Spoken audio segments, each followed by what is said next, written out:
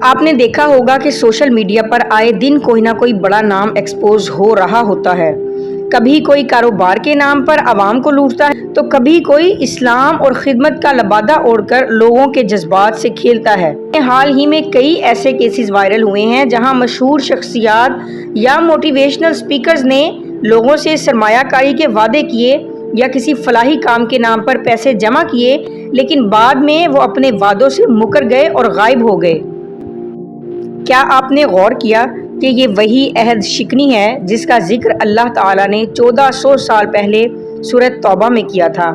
اس وقت بھی منافقین نے بظاہر نیک بن کر مسلمانوں کے ساتھ وعدے کیے تھے، لیکن ان کی نیت صاف نہیں تھی۔ آج کے دور میں ان وائرل سکینڈلز نے ہمیں یہ ثابت کر دیا ہے کہ منافقت کی عمر بہت چھوٹی ہوتی ہے اور سچائی کا سورج دیر سویر نکل ہی آتا ہے۔ آج کل کے دور میں کسی پر بھروسہ کرنا کتنا مشکل ہو گیا ہے۔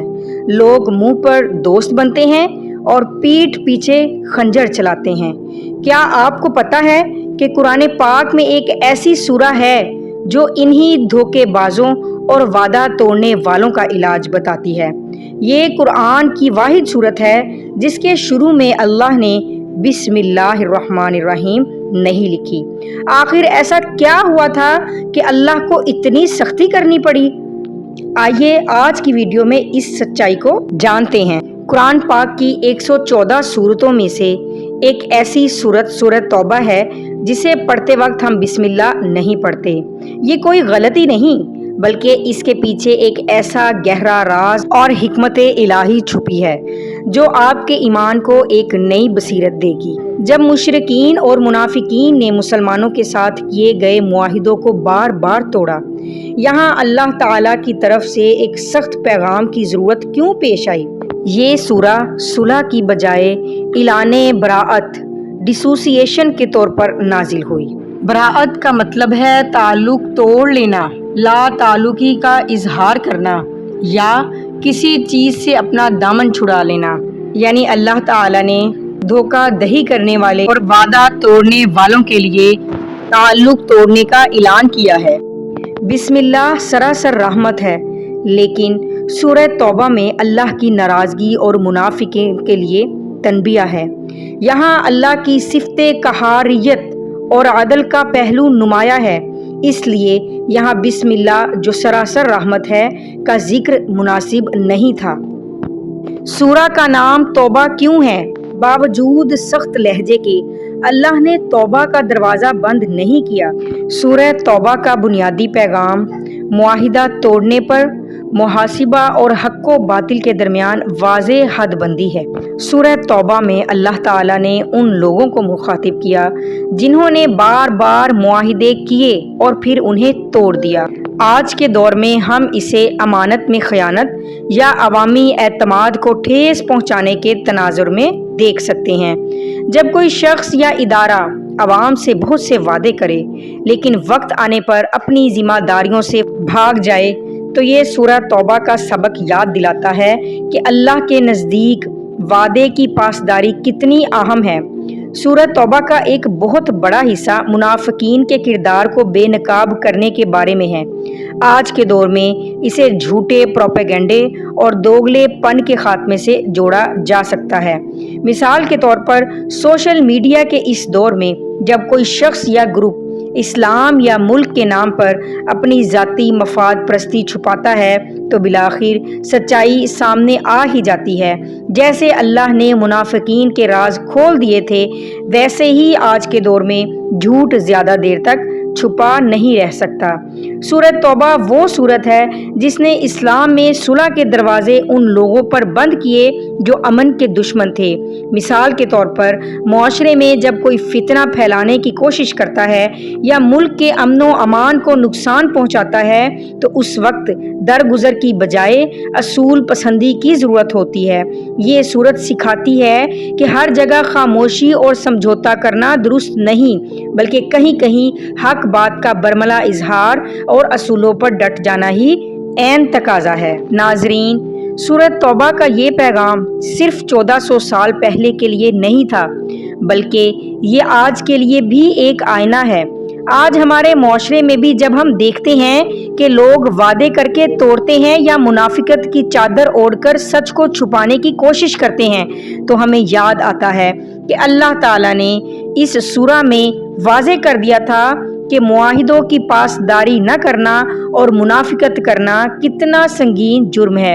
یہ سورہ ہمیں سکھاتی ہے کہ ایک مسلمان کا کردار ایسا ہونا چاہیے کہ اس کی زبان اور اس کے وعدے پر کوئی شک نہ کر سکے۔ آج اگر ہم اپنے معاشرے سے بگاڑ ختم کرنا چاہتے ہیں تو ہمیں سورہ توبہ کے اس اصول کو اپنانا ہوگا کہ معاہدہ صرف ایک لفظ نہیں بلکہ ایک مقدس ذمہ داری ہے۔ سورہ توبہ میں ایک بہت ہی مشہور اور جذباتی واقعہ ہے جو غزوہ تبوک کے دوران پیش آیا۔ یہ واقعہ ان لوگوں کے بارے میں ہے جو سچے مسلمان تھے لیکن کسی وجہ سے سستی یا غلطی کا شکار ہو گئے تھے۔ حضرت کعب بن مالک رضی اللہ عنہ اور ان کے ساتھی جب نبی کریم صلی اللہ علیہ وآلہ وسلم نے رومیوں کے خلاف تبوک جانے کا حکم دیا تو حضرت کعب بن مالک جو کہ ایک بہت ہی مخلص صحابی تھے سستی کی وجہ سے پیچھے رہ گئے۔ وہ ہر روز سوچتے کہ آج تیاری کروں گا، کل کروں گا، اور اسی طرح لشکر روانہ ہو گیا۔ جب نبی کریم صلی اللہ علیہ وآلہ وسلم واپس تشریف لائے تو بہت سے منافقین نے جھوٹے بہانے بنائے، لیکن حضرت کعب رضی اللہ تعالیٰ عنہ اور ان کے دو ساتھیوں نے سچ بول دیا کہ اے اللہ کے رسول صلی اللہ علیہ وآلہ وسلم، ہمارے پاس کوئی عذر نہیں تھا، ہم صرف سستی کر گئے تھے۔ نبی کریم صلی اللہ علیہ وآلہ وسلم نے حکم دیا کہ ان تینوں سے کوئی بات نہ کرے گا۔ یہ آج کے معاشرے کے لیے ایک بہت بڑا سبق ہے۔ 50 دن تک ان کا مکمل سماجی بائیکاٹ رہا۔ ان کی اپنی بیویاں بھی ان سے دور ہو گئیں۔ وہ زمین پر تنہا پڑے روتے تھے۔ انہیں لگا کہ دنیا ان کے لیے تنگ ہو گئی ہے۔ آخر کار جب ان کا صبر اور سچائی اپنے عروج پر پہنچی تو اللہ تعالیٰ نے اسی سورہ توبہ میں ان کی توبہ قبول فرمانے کا اعلان کیا۔ قرآن پاک میں آیت اتری کہ اللہ نے ان تینوں کی توبہ قبول کر لی۔ ناظرین، سورہ توبہ صرف غصے اور اعلان براءت کی صورت نہیں ہے، اس میں ایک ایسا واقعہ بھی ہے جو ہمیں امید دلاتا ہے۔ حضرت کعب بن مالک رضی اللہ عنہ کا واقعہ ہمیں بتاتا ہے کہ اگر انسان سے کوئی غلطی ہو جائے تو جھوٹ بول کر اسے چھپانے کی بجائے اگر وہ سچ بول دے تو اللہ اس کے لیے معافی کے دروازے کھول دیتا ہے۔ آج کے دور میں ہم اپنی غلطیاں چھپانے کے لیے کتنے ہی جھوٹ بولتے ہیں۔ کاش ہم بھی حضرت کعب رضی اللہ تعالیٰ عنہ کی طرح سچ بول کر اللہ کی رحمت کے حقدار بن سکیں۔ سورہ توبہ میں ایک اور بہت ہی اہم اور جذباتی واقعہ مسجد ضرار کا ہے جو منافقین کے مکروہ چہروں کو بے نقاب کرنے کے لیے نازل ہوا۔ یہ واقعہ آج کے دور کے خفیہ دشمنوں کو سمجھنے کے لیے بہترین ہے۔ مدینہ منورہ میں کچھ منافقین نے مل کر ایک مسجد تعمیر کی۔ بظاہر تو وہ دکھا رہے تھے کہ یہ اللہ کی عبادت کے لیے بنائی گئی ہے، لیکن حقیقت میں اس کا مقصد مسلمانوں میں پھوٹ ڈالنا اور اسلام کے خلاف خفیہ سازشیں کرنا تھا۔ وہ لوگ نبی کریم صلی اللہ علیہ وآلہ وسلم کے پاس آئے اور آپ صلی اللہ علیہ وآلہ وسلم سے گزارش کی کہ آپ اس مسجد میں آ کر نماز پڑھائیں تاکہ اسے تقدس مل جائے۔ وہ آپ صلی اللہ علیہ وآلہ وسلم کی موجودگی کو ایک سرٹیفکیٹ کے طور پر استعمال کرنا چاہتے تھے۔